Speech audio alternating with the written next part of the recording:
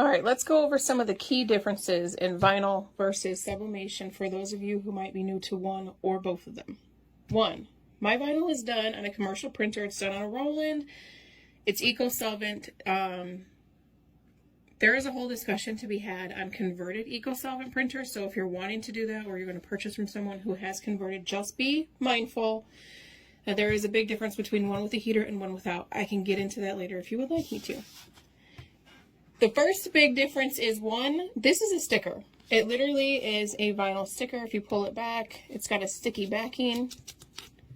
So you don't have to have any heat, any special machines, nothing. You're going to peel this off. You're going to put it on your cup. You can leave it that way. You don't have to seal it if you don't want to. I suggest putting epoxy or Crystalac on it because it will help it last longer. But you don't have to if you're new, you don't want to. And then with sublimation, this is a printed transfer. It's basically just a piece of paper. It's a special piece of paper with a special piece of ink. And these are heat activated. So you have to have a cut press or some sort of an oven that you can put them in. It requires heat, which is also why these look really dull compared to the vinyl. So sublimation is heat activated. These are going to look like crap, honestly, when you first get them. But once you introduce heat, then you get to see the true color of your sublimation. So here's what it looks like before you press it. Here's what it looks like after. So do not judge your sublimation transfers when you first get them because they're going to look a little crazy. This is another example of how they're going to look a lot different. If you look at that on the cup, it's green. Greens and blues look really weird before they're pressed. They don't look like they're right. So if you ever get one and you're like, I don't know if this is right, test it first. If you're worried about it possibly ruining your project, you can go to any place that sells fabric, get like a yard of polyester. The higher the polyester count, the better. Press it and then determine if it looks right and if you like it.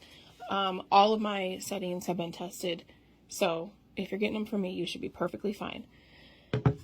Now, the other thing I like to point out is sublimation versus vinyl.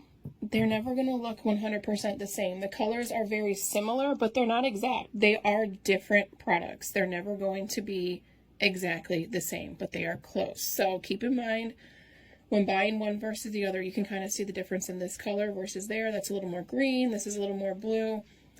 They're done with different machines and different materials. They're never going to be perfect. They should never be perfect, but they should be pretty close. So, you know, a lot of people will tell you in the descriptions, colors may vary from screen to project. That is going to be true 100% across the board, no matter who you're buying from, where you're buying from, what material you're getting. Everything's going to look a little bit different, but those are the main differences.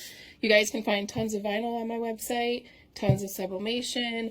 There are sublimation cup blanks on there. You guys don't have to use them for sublimation either. You can rhinestone them. There's stainless steel ones. You can wrap them, whatever you want to do. And then if you guys are interested in a finished tumbler, you guys are always more than welcome to get a hold of me. I can make you one. And then be sure to go to the link in my bio and join my Facebook group because we hold waffles daily. So as soon as the spots fill up, we pick a winner, and then you guys are able to choose from any of the finished ones I've got. So yeah, hopefully that helps somebody. If you guys have more questions, let me know, and I can touch base more specifically on something if you need me to.